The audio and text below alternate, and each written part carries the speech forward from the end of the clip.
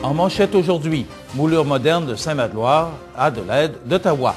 La Pocatière s'entend avec ses employés municipaux et des fonds pour l'entretien de la piste cyclable à Lévis.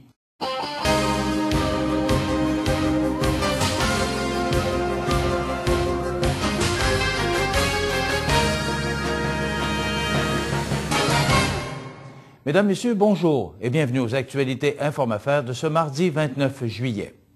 L'entreprise Moulure moderne de Saint-Magloire veut se spécialiser. Pour tirer son épingle du jeu face à la concurrence, l'entreprise, qui est experte dans le coupage et le pliage du métal pour la production de moulures en acier ou en aluminium, veut se spécialiser en fabriquant des produits plus complexes. Cette stratégie de développement nécessite un investissement de 800 000 $, dont plus de 100 000 proviennent d'une contribution remboursable octroyée par Ottawa.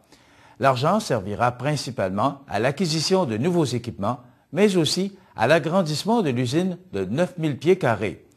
La petite PME emploie actuellement 8 personnes et ces investissements lui permettront d'en embaucher 5 de plus. L'École bleue et l'École blanche de la Pocatière et la municipalité se sont finalement entendus sur le nouveau contrat de travail le 14 juillet dernier, suite à des négociations qui ont duré près de 3 ans. La nouvelle convention collective, valide jusqu'au 31 décembre 2012, est rétroactive à 2006. La municipalité accordera à ses 13 employés des augmentations salariales de 2,25% pour 2006 et 2007, 2,5% de 2008 à 2010 et de 3% pour les 2 dernières années. Les employés ont aussi obtenu un horaire d'été réparti sur 4 jours et la création d'un comité de relations de travail. Les négociations ont été très longues puisque le contrat de travail est échu depuis 2005.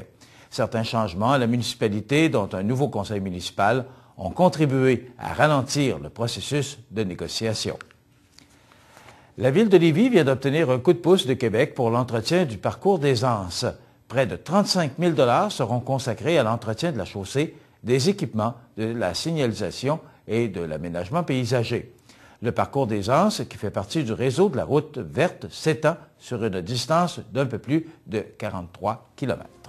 Alors voilà ce qui termine nos actualités de ce mardi 29 juillet. Passez une bonne journée.